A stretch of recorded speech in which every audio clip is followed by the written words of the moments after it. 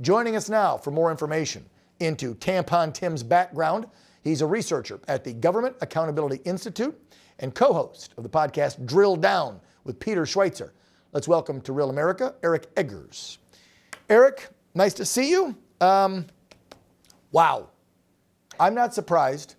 Every other day, actually lately, it's been almost every day, we learn something more about Tim Walz, this sweet, kind-hearted, Army veteran, guy next door governor who wants us to believe that he goes out and because he hunts and he's got a wife and a couple kids and he lives in the Midwest, that he's a normal dude. He's one of us. He's not a communist. He's not a traitor. But then I keep hearing about all these connections. So what did you find out in your research of Mr. Tim Walz? Fill us in, please. Yeah, thanks, Dan. And, let's play a game because let's remember, Tim Walz has only been the nominee for 2 weeks. Yep. So under investigation by a House committee, thanks in part to research by the Government Accountability Institute. Thank you. A history with substance abuse, controversial exit from the military, and Chinese business ties. Yep. Who are we talking about? Are we talking about vice presidential nominee Tim Walz, or are we talking about Hunter Biden?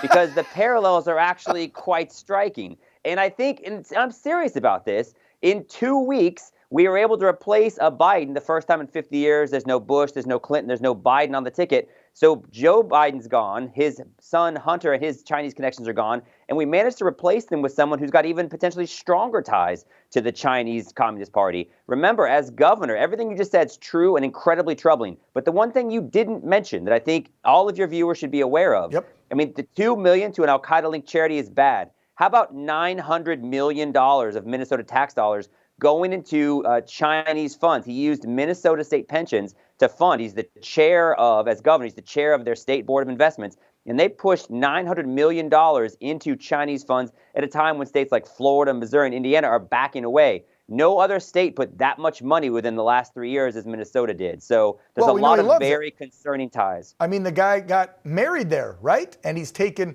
multiple trips since. He took his students there. He's commented on how much he loves it. He's on camera saying, I don't know why we're so adversarial with China. They're great. I mean, he loves them. But I want to go to this Amman connection, this radical Islam cleric who, I don't know, do we have the clip? Because I'm sure I saw it online. There's an online clip of him talking about the guy and bragging him up.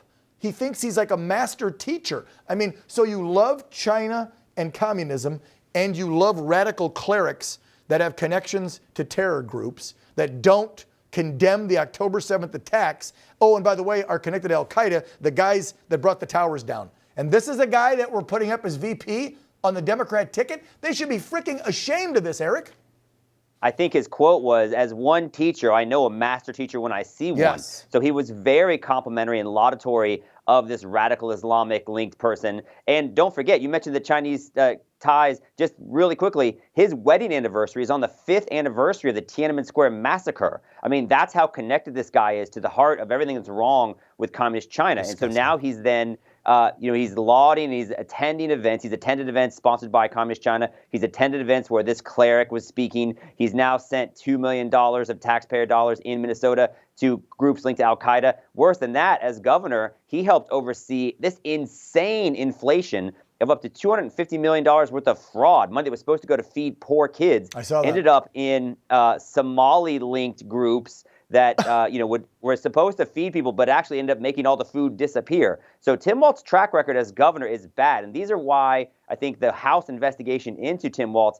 You remember, we're 2 weeks into this. So if this is what everybody knows so far, imagine what we'll know by November. I can't even keep track of the scandals. You said let's play a game.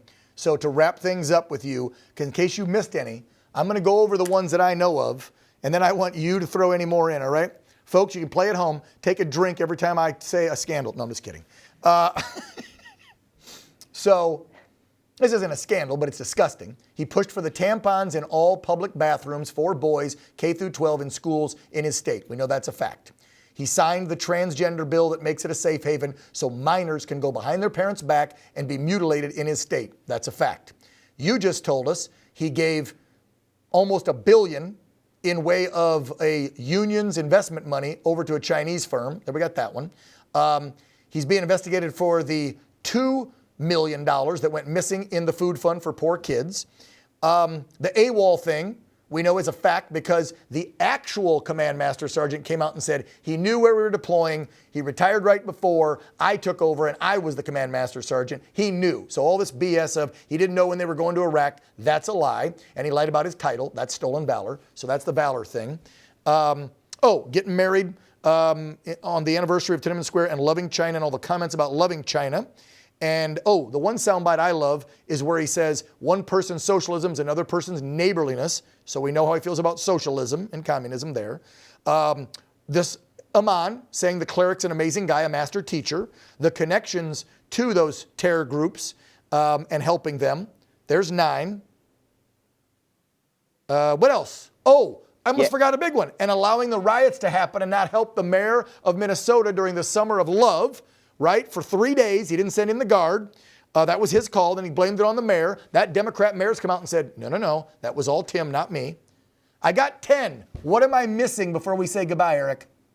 Well, at the risk of making your audience even as inebriated as Tim Walz was when he got his DUI back in the mid-90s, which allegedly led him to stop drinking, I would say that, the fact that his daughter went onto social media and shared the fact that the National Guard wouldn't be in certain locations during those riots and protests. And that's one of the reasons why you saw law enforcement officials, law enforcement stations get burned down. Then, by the way, there's the video circulating after that of Minnesota police going and shooting their residents with paintballs to make them go back inside to enforce the curfew after he was laissez-faire. No, it's a train wreck.